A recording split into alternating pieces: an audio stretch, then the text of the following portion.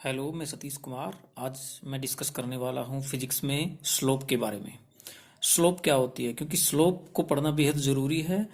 क्योंकि graphical representation of motion में जितने भी ग्राफ से रिलेटेड क्वेश्चन आएंगे वो सारे तब सोल्व कर पाएंगे तब हमें स्लोप के बारे में पता हो। तो सबसे पहले स्लोप के बारे में डिस्कस करते हैं, उसके बाद में हम पढ़ेंगे ग्राफिकल रिप्रेजेंटेशन ऑफ मोशन। या तो इस लेक्चर में कंप्लीट करेंगे या फिर जो कुछ रहेगा वो अगले लेक्चर में हम कंप्लीट करेंगे ग्राफ्स के बारे में। तो स्लोप क्या होती है? स्लोप सबसे पहले डेफिनेशन देख लेते हैं कि it is measure of steepness of line. Steepness of line, अगर मैं लाइन ग्राफ में अगर मैं लाइन ग्राफ में लाइन की इक्वेशन देखता हूं, लाइन की इक्वेशन वो होती है अपनी y is equal to m x plus सी।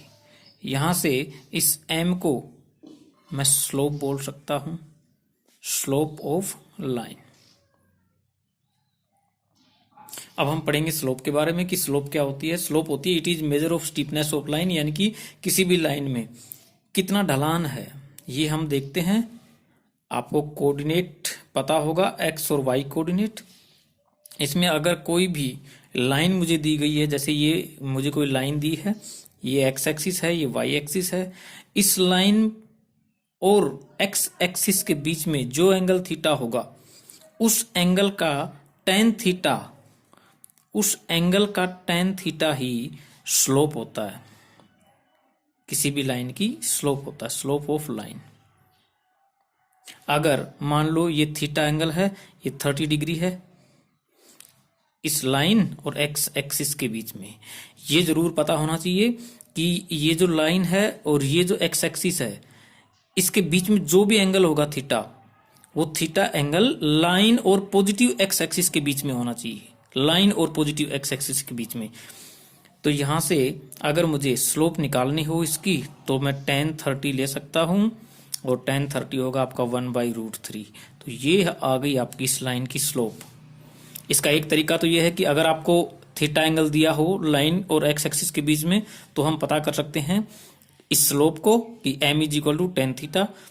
अगर आपको थीटा एंगल ना देके आपको दिया हो कोई भी पॉइंट, किसी भी लाइन के कोई पॉइंट दिए हो, जैसे ये आपके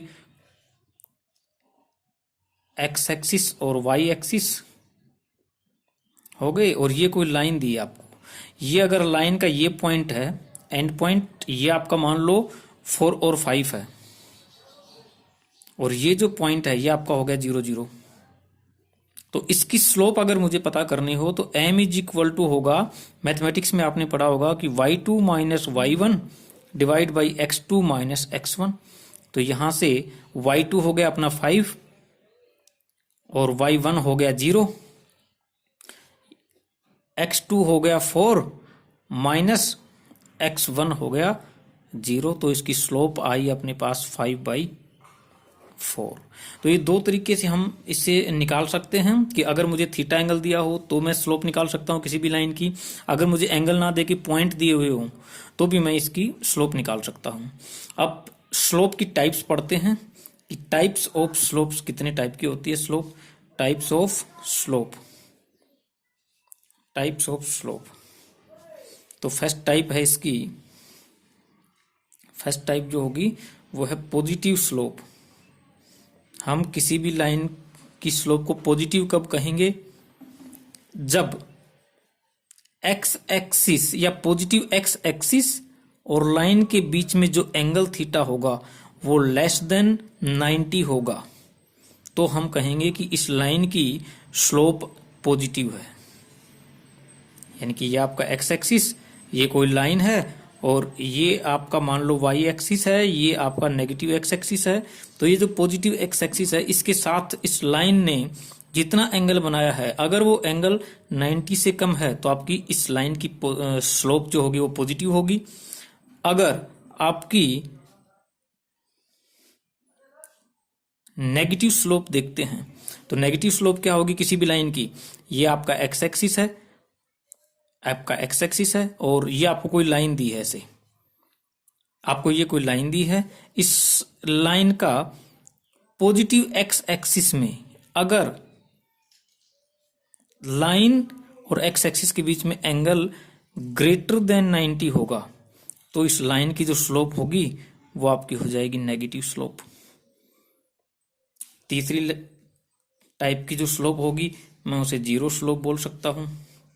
जीरो स्लोप, जीरो स्लोप मतलब अगर आपकी एक्स एक्सिस है और एक्स एक्सिस के साथ या आप किसी भी लाइन का, जैसे ये कोई लाइन है, ये कोई लाइन है मान लो,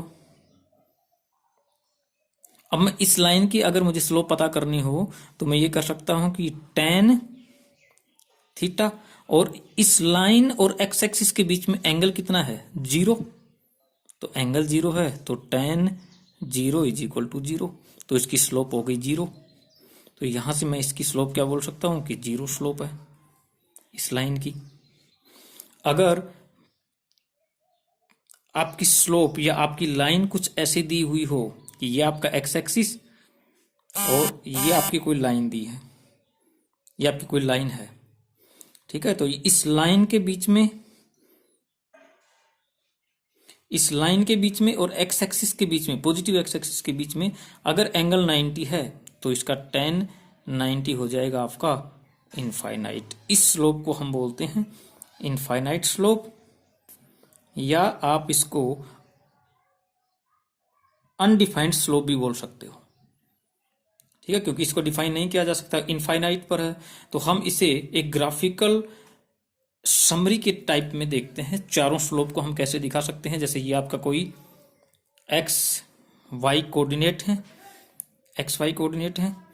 आपको अगर किसी ने इस लाइन की स्लोप पूछ ली कि इस लाइन की स्लोप क्या होगी, तो हम क्या कहेंगे कि एंगल है वो पॉजिटिव एक्स एक्सिस के साथ, एंगल इसका लेस देन 90 है तो स्लोप हो गई पॉजिटिव। अगर आपको किसी ने पूछ लिया कि इस लाइन की क्या स्लोप होगी, तो इस लाइन की स्लोप क्या होगी? एंगल जो होगा positive x axis, positive x axis और इस लाइन के बीच में जो एंगल है वो ग्रेटर देन 90 है, तो ये हो जाएगी नेगेटिव स्लोप।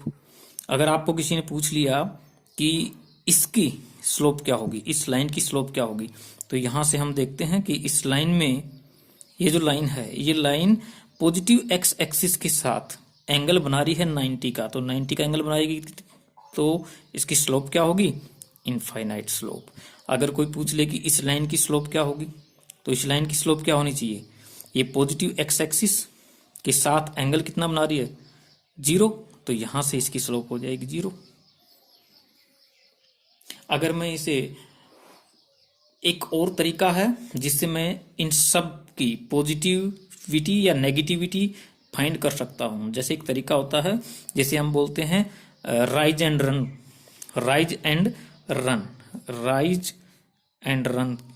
ये एक और तरीका है इसका कि किसी भी लाइन की स्लोप को अगर पॉजिटिव है या नेगेटिव है इसे पता करना है तो मैं इस तरीके से पता कर सकता हूं। अब यहां से राइज और रन का मतलब क्या हो गया? राइज और रन का मतलब क्या हो गया? देखिए यहां से ये लाइन स्टार्ट हुई, इस लाइन के ऊपर चढ़ने के लिए हम क्या करेंगे? पहले ऊपर गए, राइज किया और फिर रन किया। तो राइज किया पॉजिटिव वाई एक्सिस और रन किया पॉजिटिव एक्स एक्सिस। तो यहां से देखो ये जो होती है स्लोप, इसको मैं ऐसे भी पता कर सकता हूं कि राइज बाई रन। तो राइज बाई रन, देखिए राइज क्या है? पॉजिटिव है, और रन क्या है? पॉजिटिव है, तो स्लोप क्या होगी? पॉजिटिव।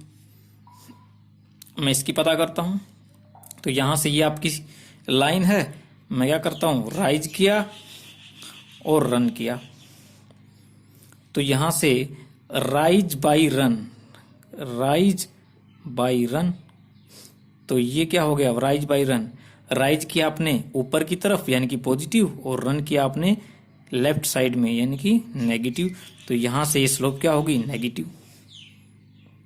अगर मैं इसे करता हूं राइज और रन, तो देखिए राइज इसमें बिल्कुल जीरो है, तो राइज क्या हो गया, राइज बाई रन, तो राइज क्या हो गया आपका जीरो, रन कितना हो गया कुछ पॉजिटिव, तो जीरो बाई अगर कुछ पॉजिटिव है तो मैं इसको क्या बोल सकता हूं जीरो, तो ये हो गया आपकी जीरो स्लोप इस लाइन की।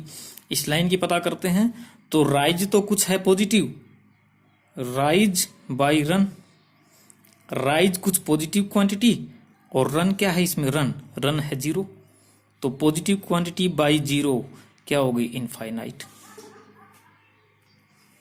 तो ये सब स्लोप के बारे में था। अब अगले लेक्चर में हम डिस्कस करेंगे ग्राफिकल रिप्रेजेंटेशन ऑफ मोशन के बारे में।